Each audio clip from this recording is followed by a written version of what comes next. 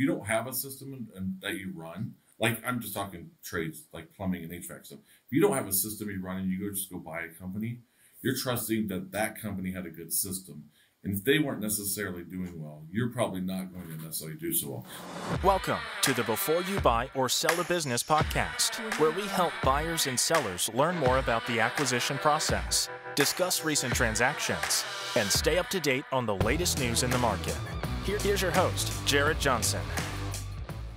Hey everybody. All right, before we get into the next episode, I've had a lot of people reach out to me recently requesting to sponsor the show, and I've decided to go ahead and open that up. So if that's you and you're interested, please shoot me an email at Jared, which is Jared, at jaredwjohnson.com, and I'll get you some information over on how you can do that. All right, today I got Marc and Spencer Satorie. I know one of the major things was asking you how to say your name properly because everybody says Satorie, right? Yeah. So I try to get that right because a lot of people say Jerry or Gerald, and I'm like, no, it's Jared. So especially as a kid, my name was a little difficult to get people to say properly. And then Marc, your last name's easy, so we don't have to worry too much about that. Right. But so I think the biggest reason I'm excited to have you on is you're one of the first people we've talked to that are doing what a lot of people are trying to do, which is kind of roll up HVAC and plumbing. So I know we'll definitely dive into that. Maybe we could start with Marc. We could talk about your background, like where you grew up, did you go to college, all that fun stuff first. Yeah, I've grown up around the Omaha, Nebraska area, a town called Valley, and then we're in Elkhorn, which is part of Omaha. It's right next to Valley now. I've been in the HVAC world since the late 80s. So I've been doing this a long time. Started the first company in 2004, so it's 20 years this year. So, wow. Yeah, things I did go to college. I was an industrial engineering major, and then I got the opportunity, my wife had the opportunity to take over a restaurant, and I'm in my early 20s, and I thought that was the greatest thing in the world. But I learned two things from that. One, I never want a restaurant ever again. But two, I really like being self-employed. So after that, then I got into HVAC, put in my time to get my license, and then I went out on my own. So cool. Yeah, we get a lot of people, I want to buy a restaurant. Why? Well, it sounds fun. Like, no. That's not the right reason for it. Yeah, so. Nope. Oh, man. So, all right, Spencer, what about you? Yeah, I'm from the Omaha area as well. Graduated from Millard South High School and then went to the University of Nebraska. I got a business administration degree, so I am a Husker. And then after that, I did a few different things. I was selling real estate and insurance at the same time for a while. Bought some real estate properties, residential, that I was managing and renting out. And then I started flipping houses up to the beginning of 2020 when I sold my last flip project and got into the HVAC world. So cool. Well, yeah, so it's always interesting to see kind of how people got into what they're doing. And I know the way that you two kind of started working together is very interesting. So maybe you guys could talk about that. Marc was actually looking to buy another HVAC company while running the Omaha, Nebraska, the Apex services. And the biggest problem from the bank is, well, how are you going to manage that wherever he was looking, right? In Florida or the other side of Nebraska or whatever. How are you going to manage that? And you're one in Omaha, Nebraska, if you just live in Omaha. So his way to get over that hurdle was list his company in Omaha for sale and go buy a bigger company in Florida. And so that's where the opportunity came for me. I was looking at a construction company from the same broker that he used to list it. I passed on that construction company and they said, well, it's not construction per se that you were looking for, but it's in the same realm. Financials are really strong. They brought that opportunity in front of me. We put the offer in. I think Marc actually had better offers on the table, unless he's lied to me all these years. But my intention was to keep the employees on and run the business as it was. And as it was a family business, that was obviously really important. for Marc to make sure his family members still had jobs at the end of the sale. So that being my intention, I bought it, kept all the employees that were on staff. And then Marc went down and bought Graham Heating and Air in the Tampa Bay area. All right. And then Marc, how did you end up partnering together? How did that happen? So it was part of the contract was I was to be there for him for a year. So we set up monthly meetings. And so I would come in. And so first thing was, you have that transition period. So I remember we did the closing, and he walks into the office, and I told him, I'm like, dude, I only work 5 hours a week. And he goes, and no one ever believes me when I say that, but I'm like, and if I'm here longer, Corey, our office person, would be freaking out if I'm here more than that much time. I said, but anyway, we walked into the office, and I handed him this manual, and I said, here's the manual to the business. So I went through the manual with them, and I don't know how long that was. Yeah, I had planned for a whole day. It was Sunday. I was like, I told my wife, I don't know, maybe I'll be back around 5, could be later. I don't know. I got here at 9. I think he left at 9:30. He hands me this book, and he's like, we go through the book, and he's like, we got the manager in place. He's going to follow this. As long as you keep following this, you'll keep having the same success. And he's like, I don't know what else to tell you. What questions do you have? I had, I don't know, probably 10 minutes worth of questions, and then 9:30, he's out the door. Then he came back, I don't know, maybe an hour later to introduce me to the manager that was running the operation at the time. And then the manager was his brother-in-law. So, he was contractually obligated to not share that he was selling it. So it was a big shock to his brother-in-law that he was selling it. After Marc walked out, he was like, man, I really just need a little time to process. I'm really surprised. I don't know what to think, but I could tell you we're gonna do better this year than we've ever have. I can't believe he did this to me. And he was right, though. I mean, we actually did break the record that year. So, looking back on it, it was really the most motivating thing for the manager was getting back at his brother-in-law. So then whatever works.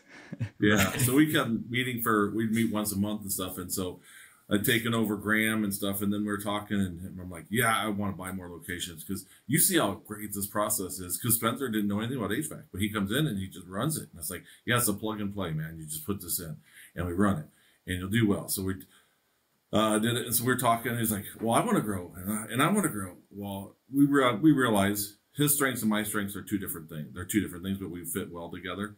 And as I told him, the best thing is we were not lifelong friends. So I'm not letting him get away with anything, and he's not letting me get away with anything. And partnerships can be very difficult. I've seen many, many fail. And so I'm like, so what's the thing here? So I said, so I laid out the case. So we was like, well, let's grow together. I'm like, okay, let's do this. And so we laid it out, the pros and cons and what we're worried about. And we ran it by our wives, because your wives have to agree, right? That's number one rule. So they were on board with it. So then we just started, all right, we got this plug and play system. We just go in, and we know when we walk in, we know what we're looking for in companies, and then we buy them, and we'll double them in the first year, and then we'll double them again the second year. That's our history. Like by year 2, we're doing quadruple what they were doing the year before we took over. So. See, that's a great story. I knew it would be great. It's oftentimes, it's funny because I feel like most of the time when we're working on a deal, by the time we're done, the buyer and seller want nothing to do with each other. And even if they've got some kind of consulting agreement, they're like, yeah, we met twice, and then they were mad that I changed X, Y, and Z, and I was mad that I had to make the changes because they didn't know what they were doing, and it's like this head butting. And so I always thought it was funny when the first time Spencer called me and goes, yeah, so we want to buy some more stuff, but I'm partnering with this guy Marc, and so let me explain to you. He was the seller. I was like, well, I hope you don't have a non-compete. You guys are working together. And he said, no, he's awesome. Like this, it's been perfect. And I'm like, okay, well, I mean, it makes sense. You got somebody with experience. Like, let's figure this out. So, yeah. Well, that's the thing is I was told no, right? No, you can't do that because you live in Omaha and you can't own businesses in other parts of the country. And I'm like, that doesn't make any sense. My process doesn't matter. I don't have to be there. I'm going to tell you. I know how it works. But I bet they hear that from every single person they talk to, and they don't know me, right? So then I'm like, okay. And then, and the thing with the owners, like when we take over companies now, we don't really want the owner there. We're like, just help us get everything transferred over, and then we'll see you later, man. Like basically, just they're a pain in the butt. Yeah, it's like a 5-hour process. We'll transfer all the utilities and all that stuff after closing it. All right. Well, I 4.5 hours longer than your interaction was, but right. Yeah. That's funny. And I appreciate you bringing up the thing about the partnership stuff, because I do feel like that is one of the biggest challenges that we see when people do partner with each other, because it's a total gamble, right? I mean, I've said it many times, like, would you have married somebody that you met after, maybe 30, 60, 90 days that you really haven't spent time with? If you did marry them, like, is it going to work out? And so that's what I kind of caution people on when they're deciding to form a partnership. Now, you brought up a very good point that you both bring different skill sets to the table. And I think that's the key. And I mean, obviously, we see that's the key in a relationship, right, too. I mean, we've all see our friends that are exactly the same as their spouse, and we can't understand why every time we go to dinner, they leave yelling at each other, right? But then the ones that are different and bring different things to the table, it ends up working out, And I've heard it many times. Somebody says if you don't ever say no to each other, there's no reason to have a partnership, right? You're just one and the same. It doesn't make sense. So yeah, it seems to make sense. So cool. And then, okay, so then you decided to partner together, and the first time that you went out looking and you had found some, I think that's when we met each other. How many did you buy at that time? Yeah, we partnered right at the beginning of 2022, January 1st of 2022, with the goal of we were going to buy one company a year for 10 years. That was our goal. We failed in 2022 to close on anything, but we had obviously met you I think it was June of 2022. We put an offer in on 2 companies that got accepted. That was actually, I think that was the 3rd and 4th company we put offers in on that were accepted, but the others went nowhere. The sellers backed out of the deal. And they're contractually obligated. We could have forced the hand and said, no, we're moving forward with this, but you don't want to take over a business under those circumstances. So yeah, when we went under contract with these 2, assuming something's going to happen. One of them's going to fall through. One's in Kissimmee, one's in Port Richey. It will be a really difficult thing to close on both of them at the same time. Of course, we contacted you right around that same time that we went under contract with them. And we were supposed to close in 90 days. There was a lot of slowdown from the seller side. So we look for businesses that are underperforming and maybe not ran at their optimal performance, so we can fix them and get that added equity growth out of it. But with that comes its own struggles on business owners that aren't on top of things. So getting information out of them is quite a struggle sometimes. That really delayed us in getting closed. So it was January of 2023 when we actually, I think it was the 13th of January 2023, we actually closed on those 2. Yeah, I mean, not all of them hand you a manual and have a brother-in-law with a chip on his shoulder. So right, that's exactly right. That's it. But the funny part is that brother-in-law moved from this Omaha location down to Tampa to run that one. So he's doing quite well, and he's never leaving, he said. Good for him. Yeah. That's great. So when you bought those 2, were they similar size? Was one larger than the other? Do you remember what you paid for them, what you put down?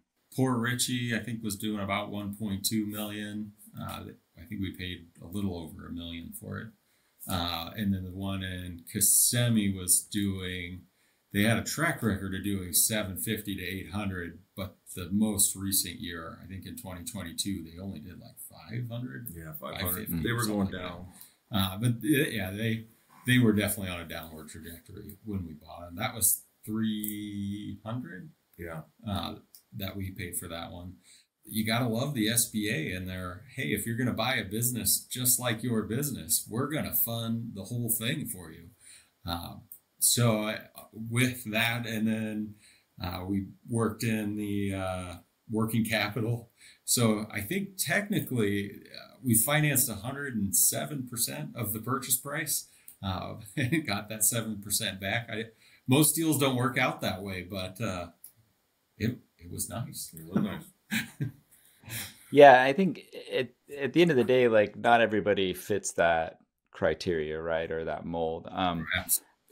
Our bank at First Internet, our credit manager is awesome. He understands kind of what you're doing because he has a background in that. And I think the big thing that everybody tried to get into in the last 4 or 5 years was like, I'm going to go roll up, home service businesses. A guy in a truck is usually what they call it. We're happy to make that happen if you have the right people. So with both of you, with your skill set, already having an established locations and being able to kind of prove that you know what you're doing makes it a lot easier to make that decision. So yeah, so we closed on that one in January. And then how did that go when you took over those two? What was kind of the process, I guess, and how it went?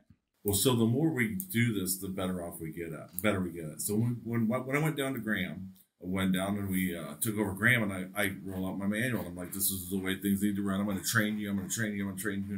But this was a company that had employees that had been there 20, 30 years as technicians. They're so set in their mind the way they're going to do things, and they wouldn't learn. And we coached them. And finally, it was just, all right, change out. So we figured we found a way to determine if someone was going to change. So then we took these two over, and we just had meetings with them, just like you do when you take over. And we said, here's how we do business. And the problem with all these companies is when we know it when we're buying it. The employees run the business, not the owner, because they're beat up, they're wore down. Everyone thinks that the trades are great, but the owner gets beat up because he doesn't know how to run a business. He was a technician at one time. He doesn't know profit, and he doesn't understand overhead, and they don't price accordingly, and they don't understand that mess ups are going to happen. So they get beat up, and these employees lead the way. Like, I'm not coming into work today. Okay. That's okay with them, but that's not okay with us. So we kind of learned a way. So we go in there, we lay out exactly what's going to happen. And I remember the one place he says, so if we get a call at 10 o'clock on Saturday and I don't want to run it, you're going to make me run it? I said, we sure are, or you won't have a job. Oh, well, he didn't stick around. But then he's calling back 2 weeks later wanting a job. But anyway, funny how that works. We go in and we're okay with it because we have a great process. We put ads out. We get plenty of applicants. We have a great training program. We train our guys, our managers. We train them well. And so we know going in, we're going to make some changes. I would say the admin is the most important person to keep. There's no doubt because they know all the information about the business. Right. Yes. We promoted from within, so that made a huge difference. When we bought both of them, the owner was managing the day-to-day. So when the owner steps out, we had those positions to fill. So we promoted 2 guys that were currently working from our Clearwater location to those management positions. So having somebody that already knows your process and your systems and you, it makes it a much easier transition to implement your process at that in that business. So yeah, that's great. So looking back at the first kind of acquisition you did together of those two, is there anything that you felt like you could have done different?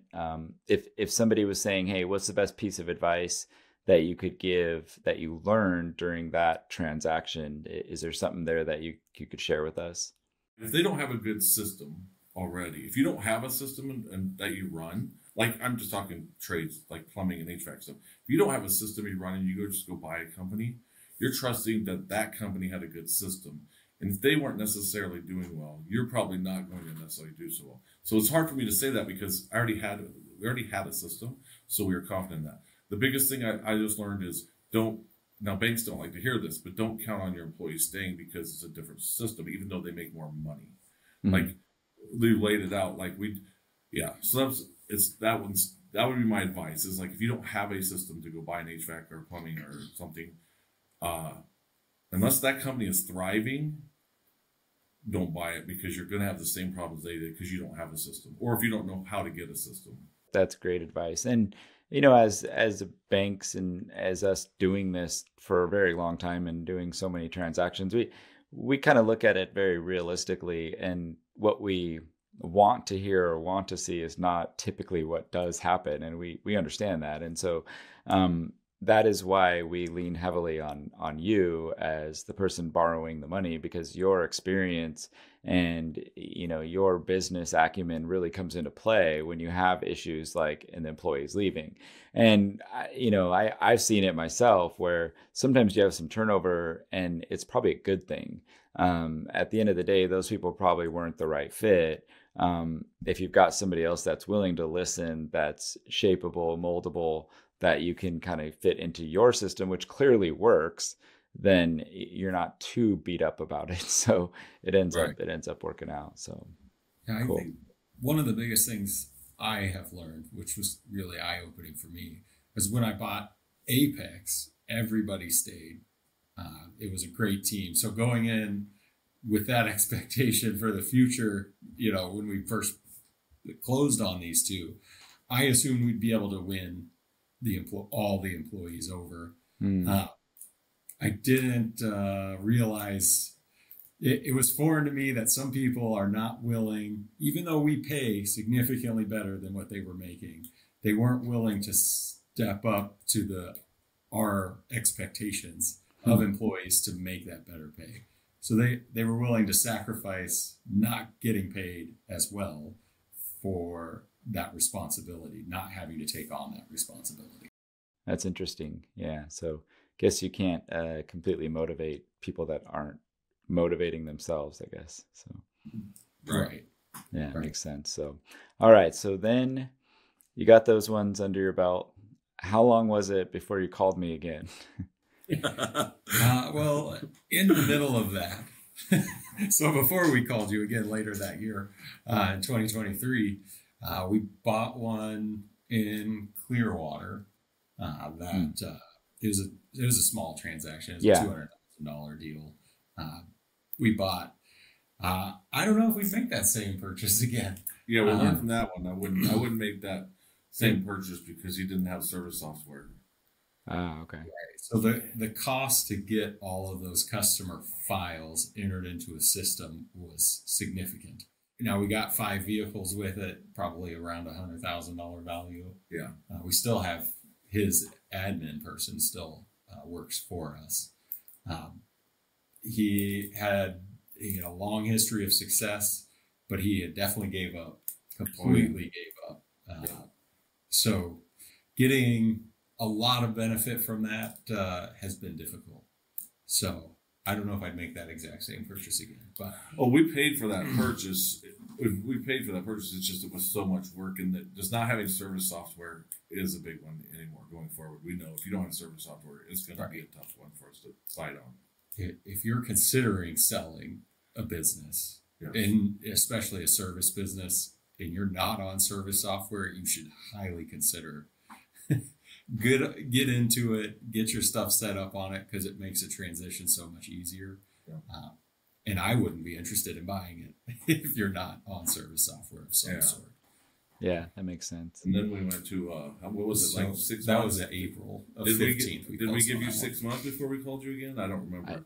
I think so. We called you in June of 2023. And well, to be fair, you tried to cheat on me and go with another lender first. But there you go. But that's okay. I get it.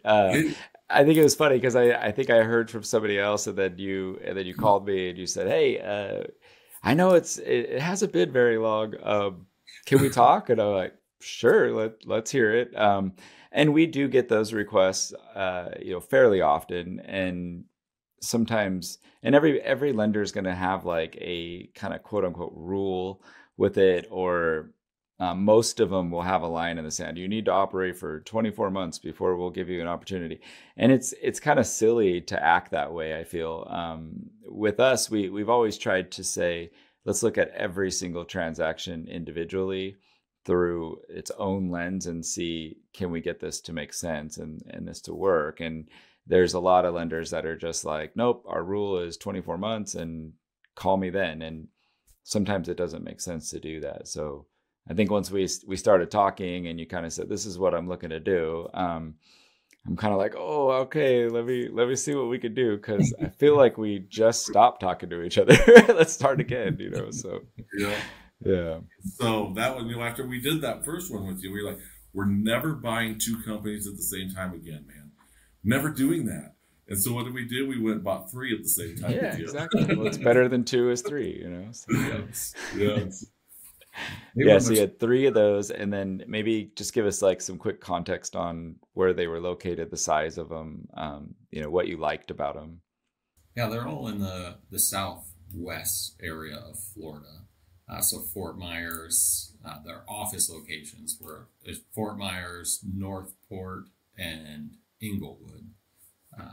So they're all within 30 minutes or so of each other. It's all managed. Our intention in the beginning was maybe to have two offices, but currently they're all managed by one guy who's doing a very, very good job. So the whole goal was to buy these three, group it together a little bit, and have a larger operation out of the three different companies. And so far, it has gone very well. Yeah, he's crushing it. I would say so. I think combined they're around 2 million if you take out some of their stupid stuff they did. I call stupid stuff if you do refrigeration or commercial work, or if you do builder stuff. So they're probably combined doing 2 million if you take out that stupid stuff. And man, he's probably on pace to do 4 million this year. Awesome. We were just shy of 400,000 last month. Yeah, with those locations. So. Grouping them together, just creating one larger operation in that area. And we lowered the overhead significantly between the three of them by just not having as much office space, not needing as many admin people, just less mouths to feed doing that. So, it's been. And I would say the thing we learned off that one is why the admin is so important. Everyone thinks it's the owners, the tech, or the installers. To us, the admin is the most important person in that company that we need to retain, because they know all their histories. They know everything about a customer when they call in. Oh, yeah, we dealt with them 18 months ago or whatever, or they know a history of calls. That is very helpful. So, because we kept two of the admin out of the three companies. Correct. And, when that third company has some issues, it's kind of we have to really dig to find the answers. So.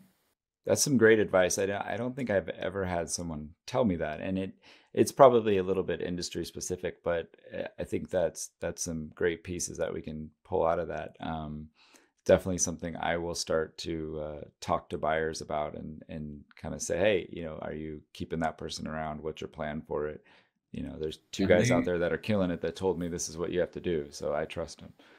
Right, and they usually have a very good feel for the requirements. Florida's crazy on how their jurisdictions and where you pull permits, and they usually always know all that information already. So they are very key in making sure you're set up in all the tiny jurisdictions and all the little areas.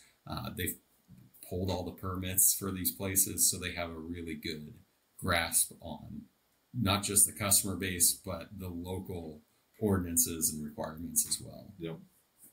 Cool. So I think total then, does that bring you to 8 total if you take all of them? It does. It does. Yep. It does. Yep. And now, are you rebranding them all as one brand? Are you leaving them separate? How are you handling that? So our Omaha, Nebraska location we've left as Apex Services. The original one we bought in the Tampa Bay area, in the Clearwater area, is Graham Heating and Air. We have rebranded all of the ones that we bought in 2023 to operate under that Graham Heating and Air. Okay. Most of them, a couple of the companies were starting to have get a bad reputation online. Not that they had a bad reputation, but if you don't focus on like your Google reviews, then all you end up with is the negative Google reviews. So then, if you have 15 reviews and you have 4 of them that were the 1-star, that's a tough thing to overcome in a short period of time. So we found that it's just easier to group it under ours. So when we're found online, obviously we do quite a bit of online marketing, you have having a 4 or higher is a lot different than having something below for your online presence. Yeah, I would say myself that's kind of some of the first things I do if I'm looking for some kind of service. I'll go to the Google reviews and read them. I always switch it to like the latest ones because sometimes I feel like they're maybe the first ones that pop up may have been from 2 or 3 years ago. And, if the latest ones are a lot better, then maybe they had bad management or maybe it even got acquired or something. But yeah, I think a lot of people don't necessarily focus on that and realize that the day and age that we're in, you can review almost everything you buy or every service that you use. And so it really makes sense to pay attention to that stuff. So it's probably a little bit of a learning curve, and it's probably difficult when you have so many different locations trying to group them all together and see what's going on with it. So, all right, so you've got all those now. So maybe just give us a little bit of context on how you manage all of those. You kind of mentioned a little bit of having a manager that helps with it, but I know being so popular of trying to kind of roll up or take on a certain market or demographic, and then certain locations. The biggest struggle that oftentimes people have, or even the banks have, and wrapping their mind around it is like, how are you going to manage that? How are you going to be able to kind of control all of that? So maybe you could talk about that a little bit. Not that we are a franchise, but when we're recruiting managers, we pitch it similar to opening a franchise. So we have the playbook. This is what it takes to run this operation successfully. We train that manager on our playbook. Every one of our managers brings their personality to their location, but our goal is to get them to just follow the playbook, and then they can put their, as long as they are following our main guidelines, they can put their flavor into it.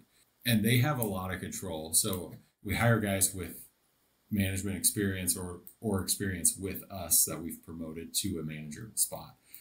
So we give them the power to control their team. Our philosophy on it is, I'm going to hold you to this standard. It's up to you to choose the guys that are going to help you achieve that. So they have a lot of that control in how they achieve their goals. Obviously, they still have to follow our processes, but the people they put on their team is up to them. How long they keep coaching them, if it's not working, we leave it up to them. So that, to me, is trust, I guess, is what I'm trying to say. That is the best way to put it. You got to be able to trust your manager. And with that comes being able to verify. So making sure that we're getting our spreadsheets daily that have our KPIs so we can make those adjustments on the fly and not waiting, until the 10th of the next month when our P&L comes out and saying, you lost money last month. So we get those daily reports. We review those reports with the manager to get, hey, okay, so you're a little bit off on your payroll percentages. What's your goal? What happened? How are you going to fix it? And then we can give our input on, okay, well, that plan should work. We've seen people try that plan. Maybe we should look at these other options. But empowering them to lead their team makes a huge difference for sure. And Mark, is it the kind of the same playbook that you handed Spencer and said, bye, I'm going to go play golf? Yep. That's it. And so that as we're growing, the thing right now is like, right, how do we manage all these locations? And so we're learning as we're growing, as we hit walls and all these things, and we learn about that stuff. And we want to keep growing because it's a great journey that we're on. Like we always just tell people, we're two guys with a dream. We don't have bazillions of dollars behind us. We just have two guys with the dream, and we got a great process. So, like we've had to add the HR person, which is new, and we've added an accountant, and then we just recently hired an operations person who will kind of take some of that managing each operations off us so we can continue focusing on new projects going forward, new growth, like we're adding plumbing and adding those things. So, as we're growing, we're fitting in the pieces so we're not the reason we're slowing down. That's the main thing. Yeah, that's a great way to look at it. So that would kind of lead me to my next question. You kind of hinted at already a little bit, but what's next? Well, we the only thing that's consistent is change for us. So we just opened a Lakeland office, this last week, actually. So technically, we hired guys probably about a month ago. Yeah. We've been training. Their first calls were Tuesday. So 2 days ago were our first calls in the Lakeland, Florida area. And then we also started plumbing. So that started on the 15th or the 16th of May. We started plumbing. We teamed up with a local plumber in Omaha. He's been in plumbing for a very long time, but he was always focused on the new construction commercial side. He decided he wanted to get away from that and go into the residential side. So we were actually working with him. It's an old friend of Marc's, and just helping coach him through that transition. And, that going from the commercial new construction to the residential, when you don't have any customers on the residential side, or very few residential customers, was quite the struggle for him. So in working with him and trying to get him over that hump, we all kind of came to the realization, if we partner up here on plumbing in Omaha, we can work together to iron out our processes and systems. Then once we have that done, we can implement plumbing in our Florida market. Because we have over 120,000 customers in Florida in our database. So once we get the processes down, it should be a fairly easy, just like we do on the HVAC side, just a plug and play to our current operations in Florida. We predict that within 2 years, even if we don't grow on the HVAC side, we'll probably close to double total revenue by just adding plumbing to each location. Yeah, that's great. So then is that kind of the ultimate plan, is to get all of those kind of built up on the plumbing side so you've got it down and then continue to grow from there? Are you wanting to sell at that point? What's kind of the next steps from there? I don't know. We enjoy the journey. So the reason we opened Lakeland, we couldn't find really any good businesses for sale right in that area. Mm-hmm. So we said, let's just open it from scratch. So we've done it, and they've been booking 4 or 5 calls a day. Awesome. Our office has. Our call center. And we're like, our goal was to do 6.7 a day in the first year. Wow. If we can get that the first week, just imagine. But anyway, so that's kind of a test thing. But it's working, and we'll see how it goes. And then, no, I don't know, selling. We've been approached. We've talked to these private equity groups, and we always pick their brain more than they probably pick ours, because we want to know. That's how we came up with the operations director. We're like, yeah, man, that's probably holding us back. Let's talk about an operations director. So we detailed out what it needs, and then we thought about, okay, who do we know that would fit this? So we knew someone we knew. I don't want to say name because we literally just hired him this morning. So we just hired him this morning. So he'll start in a month, and then he's going to take care of these operations where all those managers will call him instead of us. So we're not dealing with problems of today. We still keep looking forward. But we don't have, cool. I don't think we have a plan of selling. No, we do not have a plan of selling. That said, we are of the mindset that it is an asset. So if the right price was there, right. we would discuss it. The hard part of that is, in 2022, we did a combined, was it 4.3, 4.4 million? No, I think it was, somewhere around there. Yeah, whatever. And then in 2023, we did 8.7. And right now we're on pace to do 17 this year. So to put a value on that, even if it's a difficult thing, because they're going to look at, well, what'd you do last year? Oh, 8. Well, we've already done more. Yeah. We're in the 6 million range right now. Yeah. Okay. That's great. So it's a tough thing to put a value on it for a buyer, for sure. It's a tough thing for us to try to say, to devalue it, to say, well, okay, that's what we did last year, but look what we're doing right now. And we know what we're going to do next year. So I don't see the point in selling, really. Yeah. Well, and if it's working, if you're continually just kind of refining it a little bit here and there, and it's not killing you, why sell? I think it makes sense. And people kind of I feel like a lot of people, especially more lately, we were talking about this a couple of days ago.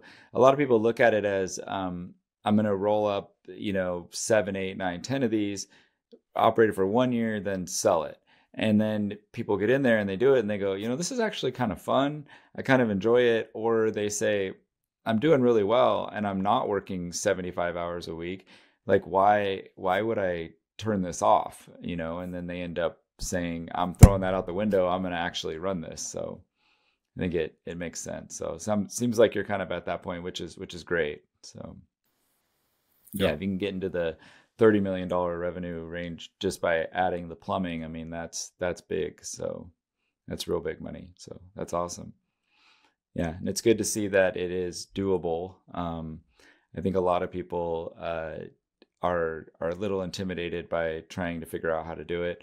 I do think there's a lot of people that try to do it, but they don't have your same skill set. And you figured out a process, which is extremely important. So if anybody can kind of take something out of this, it's create a process that clearly works, and then just continue to implement that at each location and maybe refine it here and there a little bit if you need to. So yeah. I'm glad it's working, and of course we're happy. We've had stresses. Like we were talking about, like I couldn't have individually done this on my own, and he couldn't have individually done it on his own. It took both of us, and it was like, because we were both in the same mud. It would have been, we could have done it. We wouldn't be where we're at today, because there's a lot of pain with it. Like those walls are real. People talk about walls. They're real because you need capital to get through that wall. And And time. It is a lot to try to bust through those business walls. We definitely felt it at the beginning of this year as we were really pushing through that 15 million. And I mean, it was a lot of time, a lot of stress. That old phrase, it's lonely at the top, right? So having that other person there with you to push through those things it helps a lot. It does. Well, it sounds like you've just been an overachiever altogether. You wanted to do 1 a year for 10 years. And you said, we'll just hit fast forward. So, and then you've done great. Yeah. So you've continued to be an overachiever. Either that, or you just set really low goals for yourself so you can just make yourself feel really good jumping over. That's it. There's two sides of that. Yep, that's right. Yeah, I don't think that's the case, but yeah, you guys are doing great. So, there's a lot of knowledge, a lot of information. Really appreciate it. So at the end, I always ask 2 questions. So maybe Marc, we'll start with you. Do you have a mentor, or have you ever had a mentor? I said mentor on the HVAC side. I would say it would be Hans Luklar. He really changed my trajectory in the HVAC field. And then, what was your second question? Oh, I didn't ask the second one yet. Yeah. Okay. We'll get to that one. All right, Spencer, what about you with a mentor?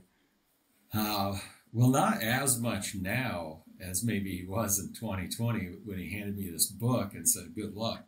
But really, Marc was a great mentor. Like I said, my background's in real estate. So transitioning over to I was only feeding myself to now I have 6 employees, and I'm running this company in a HVAC world I'm unfamiliar with. Marc answered the phone pretty much every time I called, or called me right back. And that made a world of difference in the success that I experienced, especially that first year running the business by myself. So that's awesome. Yeah. So, and then second question, we'll come back to you, Marc. You guys have obviously been successful. What motivates you?